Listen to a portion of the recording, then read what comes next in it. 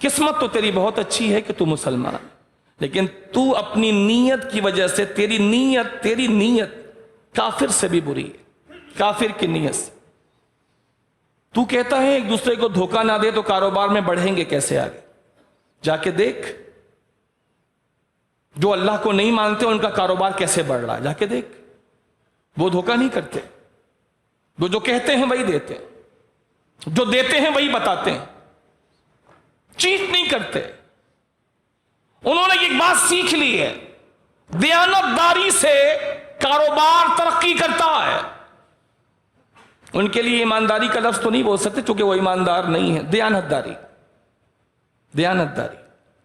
انہوں نے ایک چیز سیکھ لی ہے، دیانت داری سے کاروبار بڑھے گا، سچ بولنے سے کاروبار بڑھے گا، سچ بولنے سے ترقی ملے گی، غلط بیانی سے کاروبار بیٹھ جائے گا، مس کمٹمنٹ سے گاہک ٹوٹ جائیں گے، دھوکہ دینے سے گاہک خراب ہو جائیں گے۔ یہ تو کافر بھی سیکھ گئے، اور تیرا خدا تو بار بار قرآن میں فرما رہا ہے، تیرا نبی بار بار فرما رہا، من غش فلیس منا، جو ملاوٹ کرے وہ ہم میں سے نہیں۔ مسلمان دھوکہ نہیں دے سکتا، تیرا نبی بار بار فرما رہا ہے مسلمان جھوٹ نہیں بول سکتا۔ پوچھا گیا یا رسول اللہ مسلمان بزدل ہو سکتا ہے؟ فرمایا ہاں ہو سکتا۔ مسلمان بزدل ہو سکتا ہے کبھی؟ فرمایا ہاں ہو سکتا ہے۔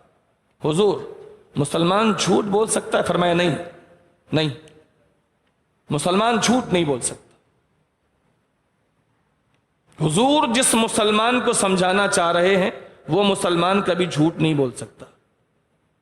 تو جو جھوٹ بول رہا ہے سمجھ لے کہ ہم وہ والے مسلمان، ہاں، اور اس مسلمان کو بولتے ہیں کامل مسلمان۔ کامل مسلمان، حضور سچ فرما رہے ہیں کہ مسلمان جھوٹ نہیں بول سکتا، وہ کامل مسلمان۔ ہم وہ والے مسلمان نہیں بن سکے آج تک۔ تو اس وجہ سے تو نیت کے اعتبار سے تو وہ آگے ہے، وہ کبھی بھی مس کمٹمنٹ نہیں کرتے۔ میں ان کا کوئی وکیل نہیں ہوں، الحمدللہ میں بھی مسلمان اور آپ میں کا آدمی ہوں، لیکن سمجھانے کے لیے عرض کر رہا ہوں ہم کہاں کھڑے ہیں، ہم کہاں کھڑے ہیں کہ آج ہمارے اپنے لوگ ہم پر اعتماد نہیں کرتے، آج مسلمان پر اعتماد نہیں کرتے اور غیر مسلموں پر اعتماد کرتے، غیر مسلموں پر اعتماد کرتے۔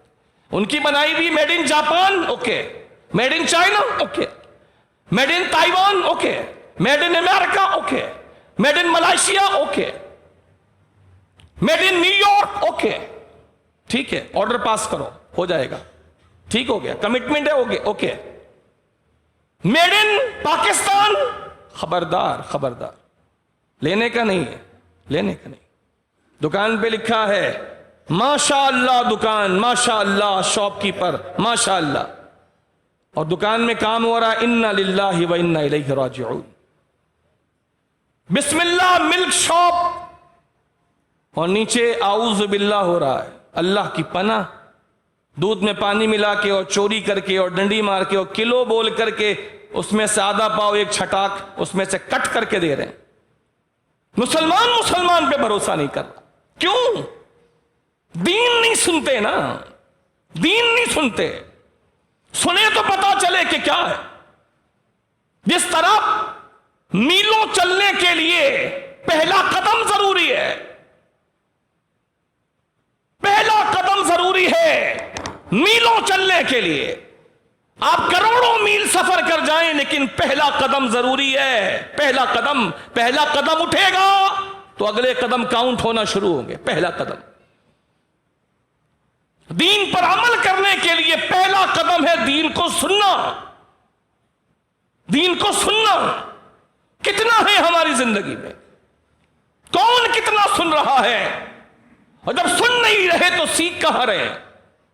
بعض لوگ آ بھی جاتے ہیں مجبوری میں تو ٹائم پورا کرنے کے لیے آتے ہیں، جلدی سے جماعت ہو جاؤں دوبارہ کام پہ جانا ہے۔ کون سی زندگی گزار رہے ہو، کون سی؟ یہ مسلمانوں کی زندگی، ٹائم پورا کرنے کے لیے مسجد میں آتے ہو یا محفلوں میں جاتے ہو، چلو لنگر کا ٹائم ہو گیا، اب مولوی صاحب اب خطبہ پڑھنے والے ہیں، ختم کرنے والے ہیں، اب چلو لنگر شروع ہوگا۔ کون سے مسلمان ہو بھائی؟ نبی فرما رہے ہیں جب تم جنت کے باغ کے پاس سے گزرا کرو تو میوے چن لیا کرو۔ صحابی نے پوچھا یا رسول اللہ دنیا میں جنت کے باغ کدھر ہیں؟ ارشاد فرمایا علم کی جو محفلیں سجی ہوئی ہیں یہ دنیا میں جنت کے باغ ہیں، اور جو علم کی باتیں ہو رہی ہیں یہ جنت کے باغ کے میوے ہیں، انہیں چن لیا کرو۔ یہ جنت کے باغ ہیں جو سجے ہوئے ہیں۔ یہ جو آپ بیٹھے ہیں ایسی محفلوں کے بارے میں جو جہاں بھی لگی ہوئی ہے، دنیا میں کروڑوں جگہ پہ لگی ہوئی، یہ جنت کے باغ ہیں اللہ کے نبی کے فرمان کے مطابق۔ فرمایا جایا کرو اور چن لیا کرو جنت کے میوے، حصہ لیا کرو اپنا۔ آج کیا حال ہے لوگوں کا؟ کئی لوگوں کو آپ دیکھیں گے ایک عرصہ ہو گیا اب تک ان کی کیفیت وہی ہے یا مزید بدتر ہوتی جا رہی ہے۔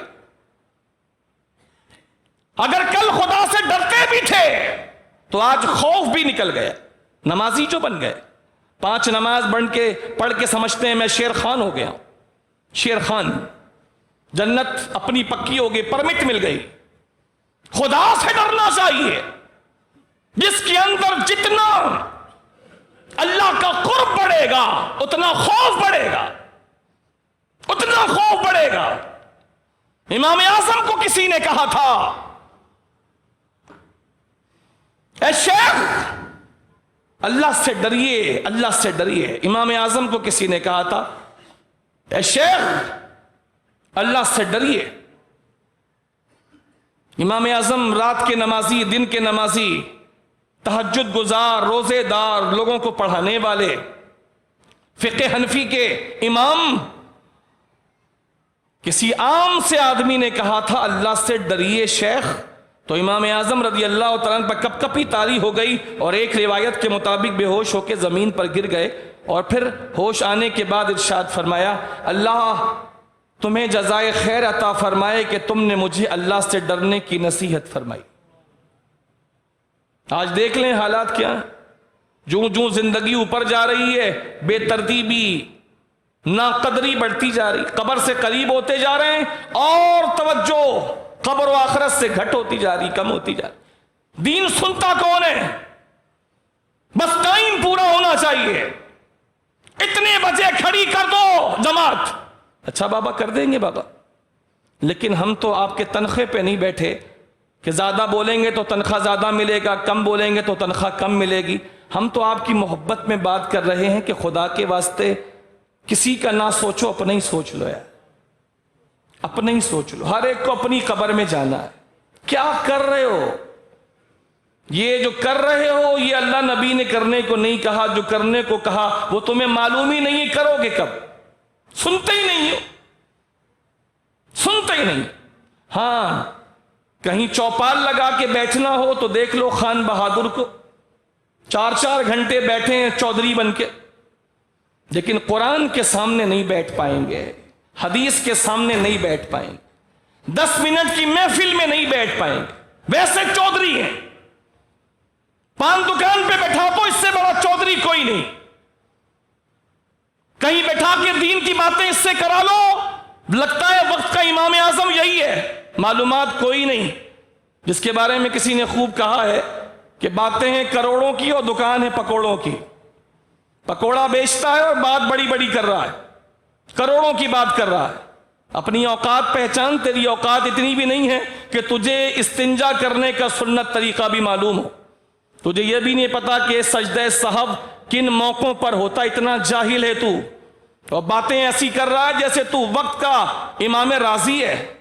اپنی اوقات پہچان، سن، دین سیکھ، جس فیلڈ کا تو ماہر ہے ادھر ہی بات کر۔ کبھی پنچر والے کو دیکھا ہے کہ ڈاکٹر بن کے بات کر رہا ہو؟ دیکھا ہے آپ سے پوچھ رہا ہوں، پنچر والا ڈاکٹر بن کے بات کر رہا ہو؟ سبزی بیچنے والا انجینئر بن کے بات کر رہا ہو؟ لیکن آج یہاں ہر پنچر لگانے والا، ہر پھٹا پرانا آدمی وہ دین کا سپریم لیڈر بن کے بات کر رہا ہوتا جیسے امام اعظم بات کر رہے ہوں۔ औकात में रहना चाहिए इंसान। सीखो, जब सीखने के लिए आओ तो खाली प्याला बनकर आओ, तुम कितने भी बड़े हो, लेकिन जब उलमा के पास आओ तो खाली प्याला लेकर आओ। किसी उलमा के पास जाओ जो अहले सुन्नत के हैं, अहले सुन्नत के, किसी आलिम दीन के पास जाओ, खाली प्याला लेके जाओ। इधर उधर देखने की बजाय उस कुरान और हदीस पे गौर करो कि क्या खुदा फरमा रहा है और ये बंदा क्या समझाना चाह रहा। मेरे नबी को दीन की महफिल कितनी पसंद थी।